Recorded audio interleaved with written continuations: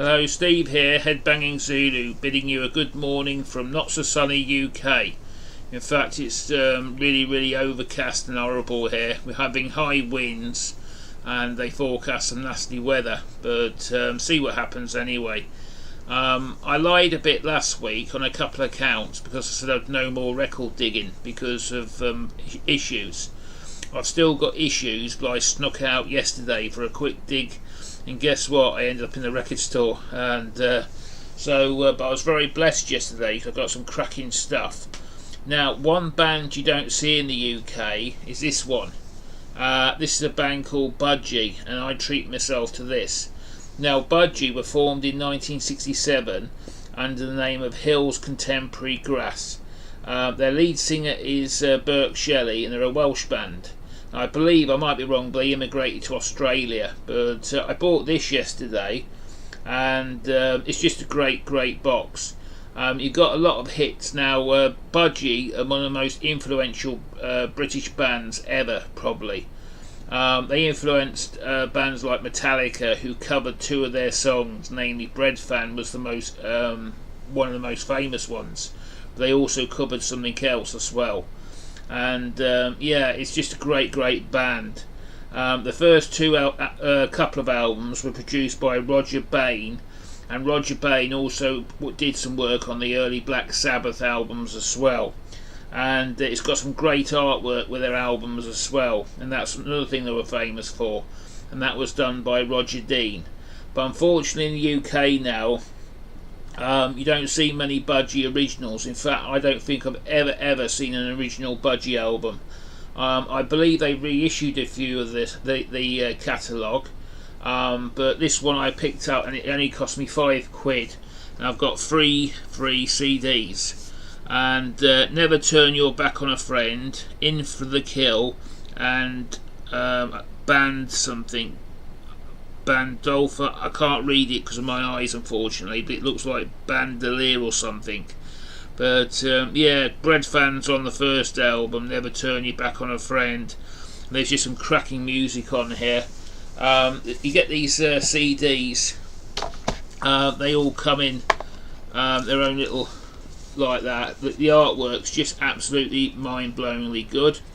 Not a bad. Then you get all that inside. It's just a very well thought out package. You know, it's just one of the best I've ever purchased, actually, especially for the money it cost me. You know, for £5, and that's one I like as well. The Budgie's head on riding a horse. But these albums are almost in original condition, are absolutely almost impossible to pick up in record stores now. Plus you get a nice little booklet as well telling you all about the origins of the band. These are the MCA albums from 1973 to 75, and they're just amazing to pick up. It's a lot cheaper than forking out like 60, 70 or 80 quid for a couple of the reissues. It just made my day picking that up. Another pickup what absolutely blew my mind was this one, Nightwish's Greatest Hits. I'm not going to dwell much on this one because, as you all know, I'm a big Nightwish fan. This only cost me £5, and it was a brand spanking new CD. I've just broke the seal to put it on my MP4 player, and I've been listening to a few tracks of that this morning. But yeah, it's just a great band. And if you want to check out Nightwish, I urge you to check out an album called Oceanside first. I came back down south last Thursday, and that album hasn't left my CD player. It's just phenomenal. Check that album out first. But some metalheads might not like it, but I do, and definitely give them a check out. Now, the big find for me, and it was huge yesterday, was this band. This is a German thrash band called Exuma. Now, Exuma, this album first is called Five and Damnation or something. You have to excuse me again, but Fire and Damnation, sorry. My eyesight's absolutely terrible now. It's another digipack, and it had a great little booklet with it. And Exuma are just an amazing band. If you haven't discovered them yet, do so. They're just awesome. They're just as good as Slayer, or well, not. Yeah, probably. I'll stick my head out. They're definitely as good as the big four, and yeah, get some great artwork in here, but just absolutely awesome.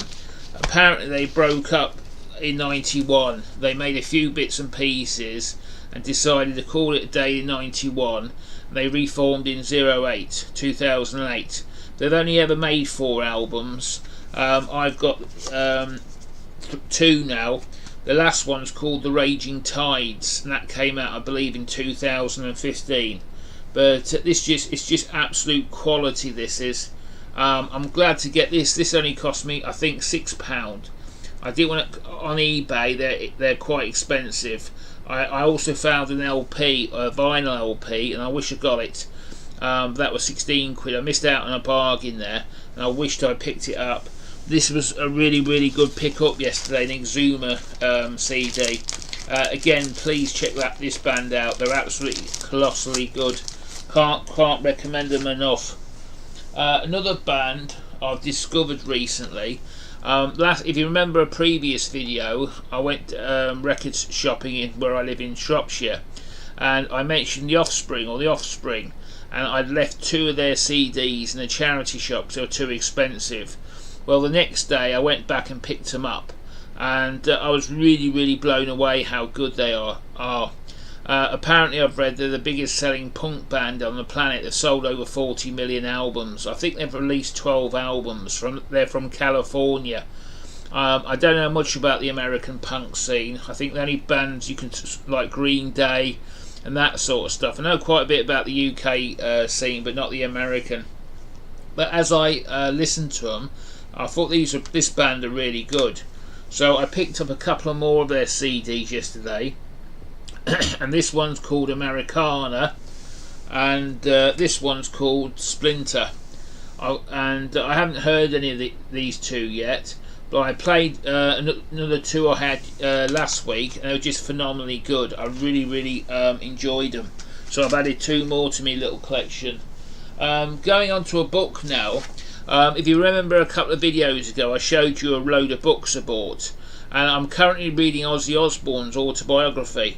I love that book because it's telling it in his early days. He mentions places like Aston, which I know quite well, Perry Bar, Broad Street, and all the places I actually knew where he used to hang out. I think all the pubs may have been gone now. I don't think any of them are still open, but a lot of the places where he mentions in that book I actually knew.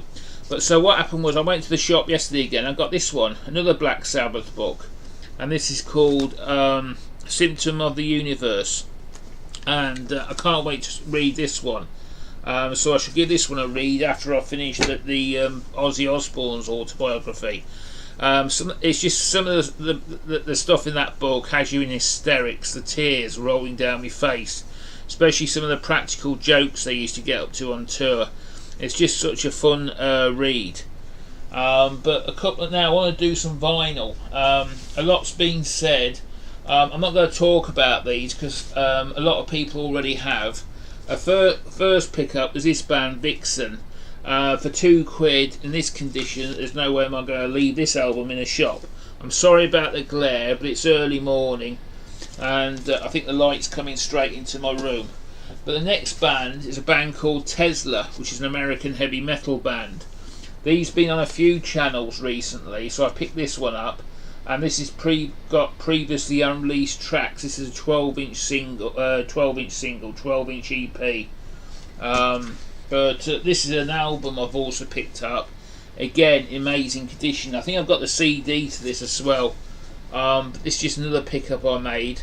It's even got the R price sticker on. Look, that brings back a few memories. But I picked those up, and I think this was about a couple of quid, £3 or £4. But it's got a picture of the band on the back. It's got some nice artwork in the middle. Looks like it's a live album, but it might not be. You get a nice sleeve with it in colour. But I think these are from I might be wrong, but I think they were from California. But yeah, just a great pickup. That's about it for today. I just want to thank you now to my 51 subscribers. I think I've got 51, and thank you to all my viewers. I will do probably a 75 subs contest or a 100 subs contest. I've already come up with a few questions, and I've already formulating a prize as we speak. But as I say, at the moment I just can't do it. And also I might be going abroad to South Africa this year as well. I've just been speaking to my cousin Just. There's a good chance I should be going to South Africa. As you know, I'm not English. Well, I am English. I was born in Reading in England. I'm not Australian Scot. Yeah, that made me laugh, man. It made me so funny. But I understand where you're coming from, because my cousins being South African, everybody calls them Aussies, and it really winds him up, especially after had a 5 or 6 cans of lager. If he's in a pub, he will throw one at you if you call him an Aussie. But it looks like I might be going over to South Africa. South Africa has an interesting heavy metal scene. I was shown a South African punk rock record in the record store yesterday, but I didn't buy it. It was 23 quid, and I could spend the 23 quid on some heavy metal or some other stuff. But it was nice to see South African music now coming over to the UK, so I can't wait. But it looks like that's coming as well. But as usual, I just want to give everybody my love, and keep holding up the records. I am encouraged by it, because it does give me some great records to buy. I have discovered some great music that way. This is Headbanging Zulu saying I'm out. Thank you very much. And the Headbanging Zulu has left the building.